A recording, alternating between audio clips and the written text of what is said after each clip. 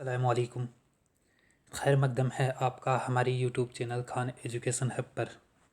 آج کی اپنی اس ویڈیو کا ٹاپک ہوگا علامہ اقبال۔ ہم اس ویڈیو میں علامہ اقبال کی سوانح حیات اور ان کی تصانیف کے بارے میں پڑھیں گے۔ اس ویڈیو میں ہم جانیں گے کہ ریٹ مین ایگزام کے لیے کون کون سے سوال اس ٹاپک سے بن سکتے ہیں اور اس کے جواب کیا ہوں گے۔ بنا دیری کے چلو شروع کرتے ہیں۔ سب سے پہلے آتی ہے اقبال کی پیدائش۔ اقبال کی پیدائش 1877 میں پنجاب کے ایک مشہور شہر سیالکوٹ میں ہوئی۔ جو اقبال کے ٹاپک سے سب سے پہلا سوال بنتا ہے وہ یہ بنتا ہے اقبال کی پیدائش کب ہوئی؟ اس کا جواب ہوگا 1877۔ دوسرا سوال بنتا ہے وہ یہ بنتا ہے کہ اقبال کی پیدائش کہاں ہوئی؟ اقبال کی پیدائش سیالکوٹ میں ہوئی۔ سیالکوٹ ہے وہ پریزنٹ ٹائم میں پاکستان کا ایک مشہور شہر ہے۔ اس کے بعد جو دوسرا سوال بنتا ہے وہ یہ بنتا ہے کہ اقبال کے بزرگوں کا تعلق کس صوبے سے تھا؟ اقبال کے بزرگوں کا تعلق ہے کشمیر سے تھا۔ ان کے آباء و اجداد کشمیر کے پنڈت تھے، وہاں سے وہ پنجاب میں آ گئے اور یہیں پر سکونت اختیار کی اور اس کے بعد انہوں نے اسلام کو قبول کر لیا۔ تو یہ سوال کہ اقبال کا تعلق کہاں سے تھا، ان کے آباء و اجداد کا تعلق کہاں سے تھا، اس کا جواب آئے گا کشمیر کے پنڈت خاندان سے۔ پھر آتا ہے ان کے والد کا نام۔ ان کے والد کا نام شیخ نور محمد تھا۔ سوال بنتا ہے اقبال کے والد کا نام کیا تھا؟ جس کا جواب ہوگا شیخ نور محمد۔ اسی کے ساتھ ساتھ ہم جان لیں کہ ان کی والدہ کا نام کیا تھا۔ اقبال کی والدہ کا نام امام بی بی تھا۔ کیا نام تھا؟ امام بی بی۔ شیخ محمد اقبال کی والدہ کا نام امام بی بی تھا۔ اقبال نے ابتدائی تعلیم مولوی میر حسن سے حاصل کی۔ یہ سوال بھی اکثر ایگزام میں پوچھا جاتا ہے۔ اقبال نے ابتدائی تعلیم کس سے حاصل کی؟ جس کا جواب ہوگا مولوی میر حسن۔ مولوی میر حسن سے اقبال نے ابتدائی تعلیم حاصل کی۔ 1893 میں انٹرنس پاس کیا۔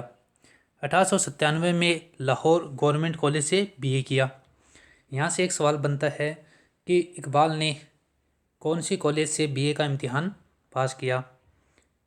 اقبال نے لاہور کے گورنمنٹ کالج سے BA کا امتحان پاس کیا اور اسی کالج میں ان کی ملاقات انگریزی کے مشہور ادیب آرلینڈ سے ہوئی، جن سے اقبال بہت زیادہ متاثر تھے۔ 2 سال بعد 1899 میں MA کیا اور 2 سال بعد انہوں نے 1899 میں وہیں سے MA کیا۔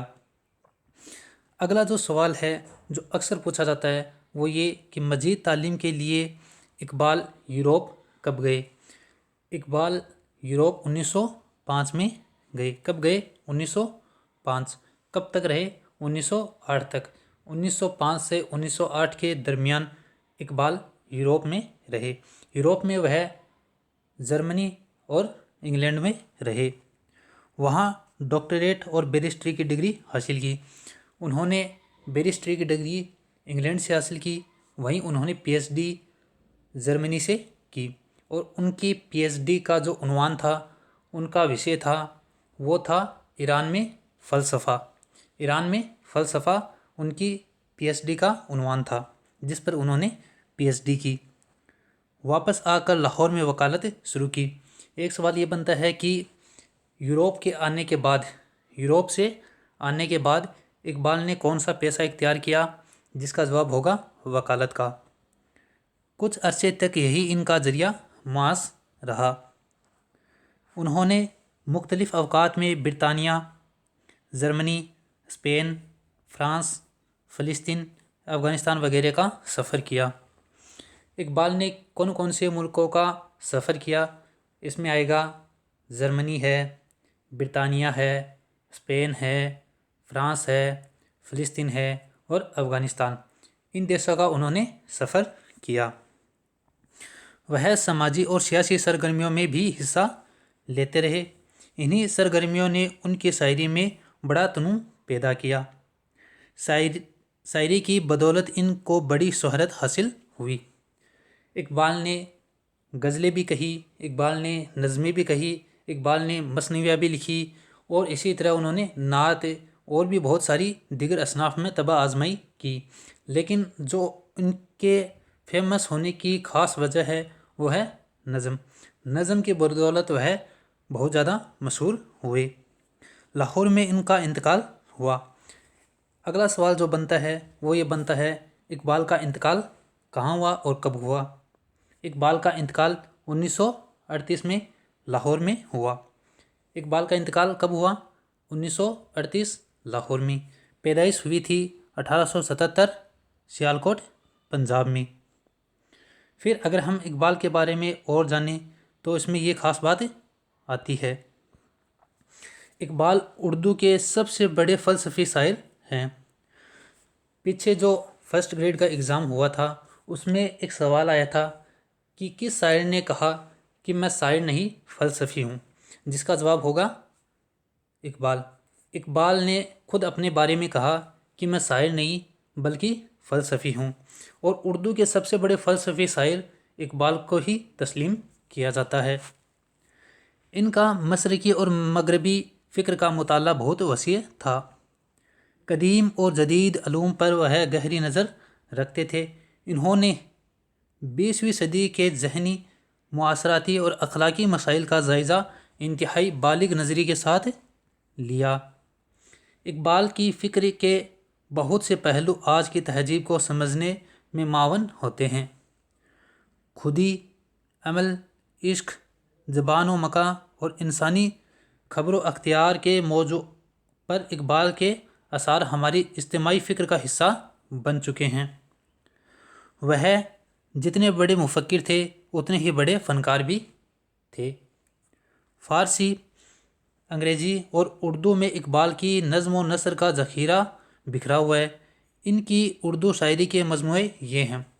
اقبال نے اردو، فارسی اور انگریزی تینوں زبانوں میں بہت کچھ لکھا ہے۔ اقبال کے جو شعری مجموعے ہیں ان کی تعداد کتنی ہے؟ 4۔ یہ سوال اکثر ایگزام میں پوچھا جاتا ہے۔ ایگزام میں سوال آتا ہے اقبال کے شعری مجموعے کتنے ہیں، جس کا جواب ہوگا 4۔ ہم جانتے ہیں وہ 4 کون کون سے ہیں اور ان کو اقبال نے کب لکھا۔ پہلا نام آتا ہے بانگ درا کا۔ بانگ درا ہے وہ اقبال نے 1924 میں لکھی۔ 1924 میں یہ اقبال کا پہلا شعری مجموعہ ہے۔ اقبال کا پہلا شعری مجموعہ کون سا ہے، جس کا جواب ہوگا بانگ درا۔ اگلا نام آتا ہے بال جبرائیل۔ بال جبرائیل اقبال نے 1935 میں لکھا۔ کب لکھا؟ 1935 میں۔ تیسرا جو شعری مجموعہ ہے ان کا نام ہے ضرب کلیم۔ اقبال نے 1936 میں ضرب کلیم جو نظموں کا مجموعہ ہے وہ لکھا۔ پھر اگلا ہے ارمغان حجاز۔ ارمغان حجاز 1938 میں اقبال نے لکھا تھا۔ ارمغان حجاز کب لکھا؟ 1938۔ اور اس شعری مجموعے کی ایک خاص بات یہ ہے کہ یہ مجموعہ آدھا اردو میں اور آدھا فارسی میں ہے۔ سوال بنتا ہے کہ اقبال کا وہ کون سا شعری مجموعہ ہے جو آدھا اردو میں ہے اور آدھا فارسی میں ہے؟ اس کا جواب ہوگا ارمغان حجاز۔ ارمغان حجاز اقبال کا آخری شعری مجموعہ ہے، اور یہ جو نظم ہے روح ارضی آدم کا استقبال کرتی ہے، یہ نظم بال جبرائیل سے لی گئی ہے۔ بال جبرائیل جو کہ اقبال کا ایک شعری مجموعہ ہے۔ ابھی ہوئی سیکنڈ گریڈ ایگزام میں ایک سوال آیا تھا جس میں یہ 4 نام دیے گئے تھے، بانگ درا، بال جبرائیل، ضرب کلیم اور ارمغان حجاز۔ سوال تھا ان کو جو شائع ہوئی اس تاریخ کے اعتبار سے ایک دم لائن سے جچانا تھا، آروہی کرم میں جچانا تھا، جس میں سب سے پہلے آئے گا بانگ درا، پھر آئے گا بال جبرائیل، اور اس کے بعد ضرب کلیم، اور آخر میں ارمغان حجاز۔ یہ سب اقبال کے شعری مجموعے ہیں और उनको तारीख के एतबार से हमें दुरुस्त जचाना था। ये था इकबाल के बारे में जो हमारी किताबों में आता है। इसके अलावा जो अहम बातें इकबाल के बारे में हमें जाननी चाहिए वो कुछ यूँ हैं, हम उसकी समरी बनाते हैं। सबसे पहले हम जानते हैं इकबाल की पैदाइश कब हुई। इकबाल की पैदाइश है वो 1877 को सियालकोट में हुई। अगला सवाल जो बनता है वो ये बनता है कि इकबाल यूरोप कब गए। इकबाल यूरोप 1905 में गए। फिर अगला सवाल बनता है इकबाल यूरोप से वापस कब आए। इकबाल यूरोप से 1908 में वापस आए। कब आए? 1908 में। फिर उनका इस सबक से जो सवाल बनते हैं, इकबाल से सवाल बनते हैं, उसमें एक सन आती है 1915। 1915 में उन्होंने एक नज़म लिखी जिसका नाम था खुदी। 1915 में एक नज़म लिखी जिसका उन्वान था वो था इसरारे खुदी। 1915 में उन्होंने इसरारे खुदी के नाम से एक नज़म लिखी और एक फ़लसफ़ा खुदी का फ़लसफ़ा उन्होंने दिया। फिर है 1918।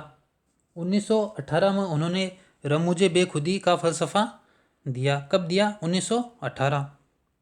अगली डेट है वो है 1923 की। 1923 में इकबाल को सर का खिताब दिया गया। 1923 में इकबाल को सर का खिताब दिया गया। फिर है बाले जिब्राइल जो कि 1924 में लिखी गई। उसके बाद में जो अगली है वो है बांगे दरा। जो बांगे दरा है वो 1924 में लिखी गई। उसके बाद उन्होंने 1935 में एक नज़म लिखी जिसका नाम था बाले जिब्राइल। कब? 1935 में। 1936 में उन्होंने एक और नज़मों का मजमुआ लिखा जिसका नाम था ज़रबे कलीम। और आखिर में उन्होंने 1938 में एक उर्दू और फ़ारसी का शेरी मजमुआ लिखा जिसका नाम था अरमगाने हिजाज। ये डेट हैं जो इकबाल से मुताल्लिक़ हमें याद रखनी है। इसके साथ साथ अगर हम देखें तो एक सवाल और बनता है, जो इकबाल है उनकी शायरी के दौर को हम कितने हिस्सों में तकसीम कर सकते हैं। उनकी शायरी के दौर को हम 3 हिस्सों में तकसीम कर सकते हैं। कितने हिस्सों में? 3 हिस्सों में।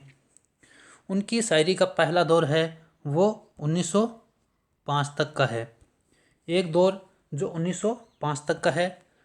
दूसरा दौर है वो 1905 से लेकर के 1908 तक का है। दूसरा दौर कब से कब तक है? 1905 से लेकर 1908 तक।